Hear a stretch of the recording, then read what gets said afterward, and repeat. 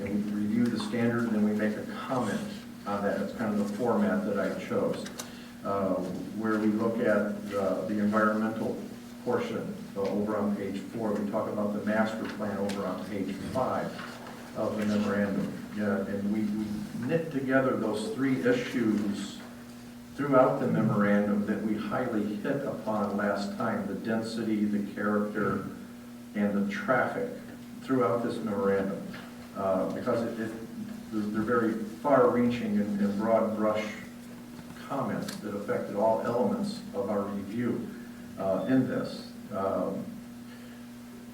We looked at traffic.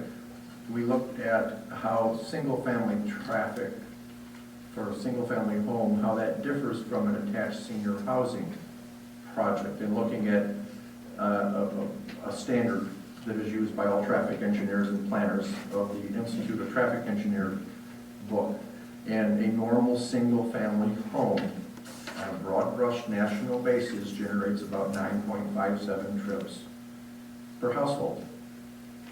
Some people will sit there and say, well, we don't generate that, and you might not, but a family of 4 is also coupled in there, or a family of 5 or 6, with all the school trips that are up there around 20, 25 trips a day, you know, with all the school trips and all those things. That's all blended together. Where attached senior housing is almost a third of that, 3.48 trips a day. So there is a significant difference from a traffic generation standpoint between what is being proposed when it talks about units and what a traditional single-family home produces. You also asked me last time, and we had a commission an independent study, which is attached to this document as attachment B. We hired the firm of URS. It's a national organization. We used the traffic engineers and planners out of Grand Rapids. They were supplied with a copy of the application, the site plan, and the traffic study. They were also given a copy of the report that the Road Commission had done also. That was the foundation, as documented in the report memorandum to us, of what they had to look at. I know they had gone to SIMCOG. They had contacted the Oakland County Road Commission also to verify numbers. They found some errors in some of the charts and some of the tables, but none which, in their opinion, affected the outcome or the results.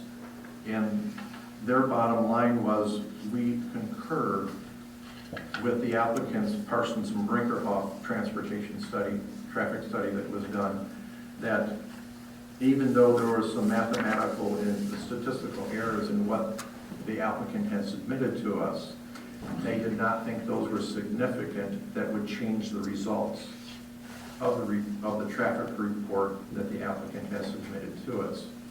They even went on to say, because I had also passed on, there was a email that we had received, I think it's in your packet, from a Steve, he lives on King Ridge Trail, DERAEDT. I thought it was a very good email. They also were given that information that he had supplied to us about traffic and some research that he had done. That information was passed on. And they came to the conclusion that even if the traffic counts were conducted in mid-school year, it wouldn't have been significant to change the results. So that's, from a traffic standpoint, we reviewed that information as part of our memorandum. We went through the other elements and provided some other anecdotal notes about what was being considered as part of this, and addressed a lot of the public input that we had. We then summarized the exceptions or deviations the applicant was looking for in terms of the stories, the length of the building, and the size of the units, and also the density of this, and provided comments for your consideration on that also. So I guess my question to you this evening is, I guess, two. One, did you have any questions on the report that we had submitted, or are there other items you as the commission would like for us to research further for you to help you make a decision on this project? Mr. Chairman. Thank you, Mr. Nix. Commissioners? Yes, I have a question. The memo from the Road Commission of Oakland County, in point B on the first page indicates that the road right-of-way should perhaps be 60 feet wide rather than 33 feet wide. And if that were the case, then it would make a small reduction to the available acreage. Am I correct there? It makes a minor difference, but if I recall correctly, on the plan that they had provided to us, they have provided that 60-foot half right-of-way in the calculation of the net density that we calculated also for determining the acreage required, then they still fall within that parameter. Yeah. So the plan we have is based on a 60-foot right-of-way? Yes. From the applicant? Yes.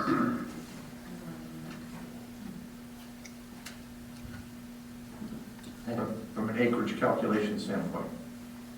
And it's always usual and customary when we get to that final site plan stage that the dedicated right-of-way will be provided to the road commission, just like the other Oakland projects have occurred along Adams Road and every other place in the township, that according to our right-of-way master plan. So just to be clear, the number, the 48 acres plus, Yes. The 41 acres. 41 acres Okay, plus thank you. would be somewhat reduced, but it still is more acreage than is in the calculation of the required acreage. Yes, it is. Okay. Yes, it is. Yeah, thank you. That's not a problem. And a follow-on question to that, the applicant's proposal for increasing the berm and putting the landscaping on top of that to create more of a screen for a view shed is not impacted by this statement by the road commission because it already factored that into their plan. That is correct. The berms they were showing on their site plan are outside of the right-of-way that they already knew they were dedicating for right-of-way purposes. On the same report, item G from the road commission, finding the traffic study and recommendations to be reasonable and is not recommending additional improvements at this time. Does that imply that they have specifically done a study or they have looked at the study? What happens when the road commission is given a set of plans to review, the plans get passed around their office to all of the various disciplines, whether it's right-of-way, whether it's signage, whether it's traffic flow, or all of the various engineers that are in that road commission office. And in the Mr. Stankowski's, who's the permit engineer that signed the letter, he accumulates all of those comments and then writes his report. And so what he's saying here is that the road commission does not disagree with this traffic study that was submitted, which was the Parsons-Brinkerhoff study conducted by the applicant. And based on that and their review of what is being proposed, they are not recommending any physical improvements at this time. Now, you have to understand also that they don't have construction drawings. We're not to that point yet. This is not a site plan. The only thing that's been submitted is a concept plan. So that's why they've added at this time. We may get into a point of construction drawings, and they may at that point in time, and I'm speculating, they may say, well, we need a center turn lane, we need decel, we need usel lanes, we need other improvements, we may need right-hand turn lanes at Dutton and Adams. I don't know. But at this time, they're saying they're not seeing anything. But they don't have construction drawings either. Right. Those future drawings and plans will show the exact location of the driveways, the curb cuts, the entrances, and so forth that will allow them to make their determination based on that. That is correct. But in particular, the the question of the level of service, that intersection, and the visibility and so forth is something we address at this level, concept stage. Yes. Did you, Larry, speak with either the road commission or the URS folks that did the study commissioned by the township, or just have their reports to go from? I basically worked with with Ray Schneider from URS. I physically provided him with the information. I reviewed it with him, so he understood it. He had already actually downloaded from the township website the traffic study. When I met with him that Friday after it was a few weeks ago when I met with him. And he had a aerial photography from Google that he had printed out already, so he was very well prepared to talk about it. He already had done some review, so he's familiar with it. I explained to him the site plan, what was being proposed. I shared with him citizen comments. As I noted to you, I gave him that one email, and I told him that from the one fellow that had a lot of very specific concerns. I shared with him there was a lot of public comment and concern about traffic congestions and movements, especially at peak hours in the morning and the evening. Turning movements from Oakland Hills across the street, making left-hand turning movements. I shared with him the knowledge that I had from the citizens that have been speaking with us, your concerns, and thus sharing with him the application and the report that had been provided to us that he was to review. One thing I expected but was surprised to not see in both the road commission and the URS reports and their independent review is neither one made much of the differences between summertime and school time traffic in that corridor. The URS study alluded to it and indicated they didn't find it to be a significant enough factor to change their opinion.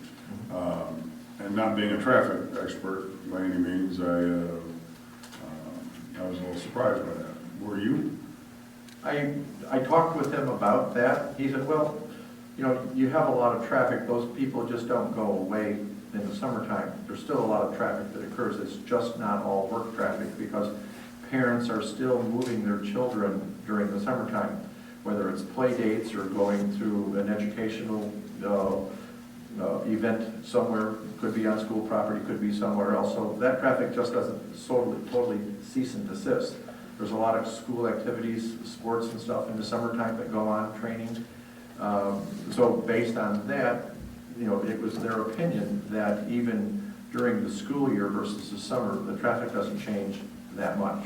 It may be more of a burden during specific times during the school year when you have that impact, but the overall flow of traffic is. Yeah. I know today when I was coming up Adams Road from University, it was about 2:30, 2:45, and Adams High School was letting out, and it was like, I wish I was in a tank. Okay, because it was crazy. I mean, there were half a dozen kids lined up in the center turn lane trying to go north on Adams Road where they shouldn't have been, but they got that far and they had to stop because it necks down just the 2 lanes and the center lane quits. And it was almost like a zoo. But well, that's what some of the residents have been trying to tell us. That's what they did say, and I greatly appreciated their comments that they've been sharing with us, that it gets a little intense. But a lot of them turn, though, off the road before they even get to Dutton Road. Right. Going into those subdivisions, both east and west there. Is it possible, Larry, for us to find out about how many students drive to school? Don't they give a certain number of permits for kids to have a permit to drive to the high school? No? I could possibly, yeah. I think that would be beneficial because would kind of give us an idea at those busy hours, that, as you just said, when I know I've been in that mess. Yeah. It can be Well, the same way at Stone Creek. I mean, even those. Having that number will be useful. I feel it would be useful to know about how many permits they have given and.